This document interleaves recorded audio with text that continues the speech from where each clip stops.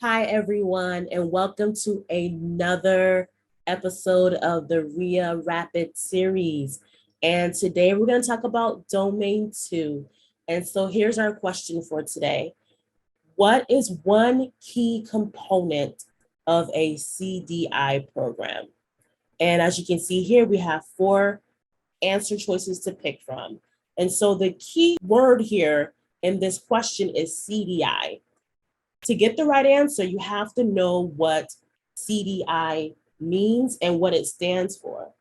And so if you're not sure of what that means, then step 1 in your studying is going to be to figure out what CDI is. Okay, so what I want you to do is to look in your 6th edition Health Information Management Concepts, Principles, and Practice book on page 274.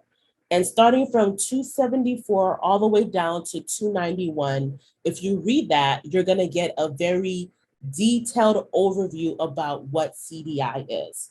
I'm going to go ahead and just summarize what CDI is, but please, if you're not sure what that is or you're not very familiar with it, please study it because there are loads of questions that can be created from just that one acronym. Okay, so CDI stands for Clinical Documentation Integrity and or Clinical Documentation Improvement.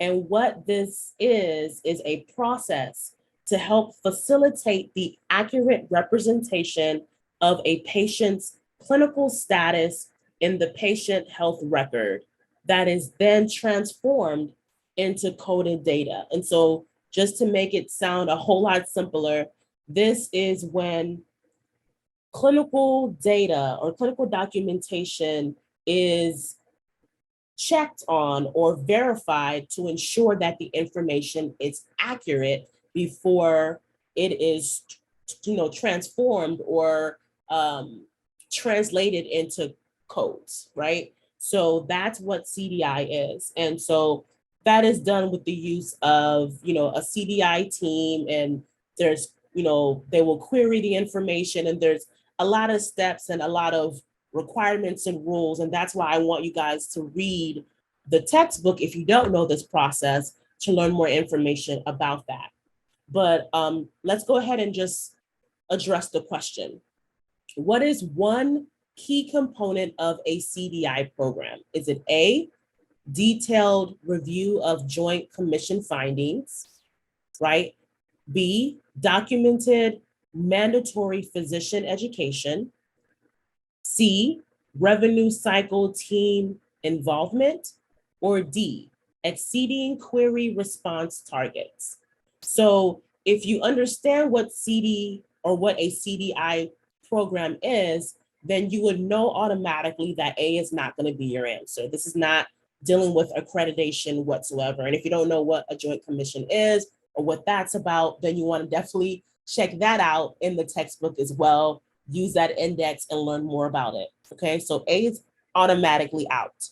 We have C, we have D. C, revenue cycle team involvement. That's not really something that has to do with CDI. It's not one of the high level points. So now we're left with B, and then we have D. So exceeding query response targets or documented mandatory physician education.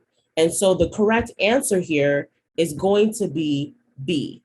Okay, so there are three components of a CDI program that was defined by Hess, H-E-S-S, sorry if I said his name wrong, in his, textbook, and is also described in great detail in our HIM textbook as well.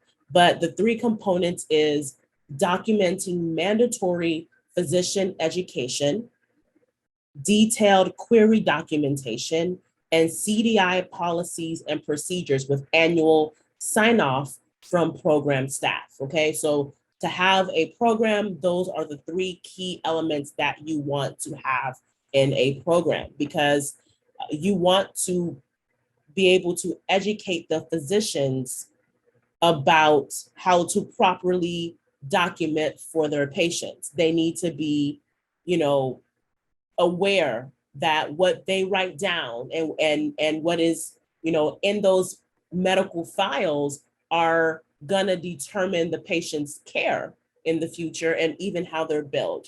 So you have to have some type of education planned out for physicians, along with having detailed query documentation. I know that wasn't really a part of the question, but query documentation is just showing kind of what happened when that CDI staff member went to that physician to say, hey, I just want to ask you some more questions about this file.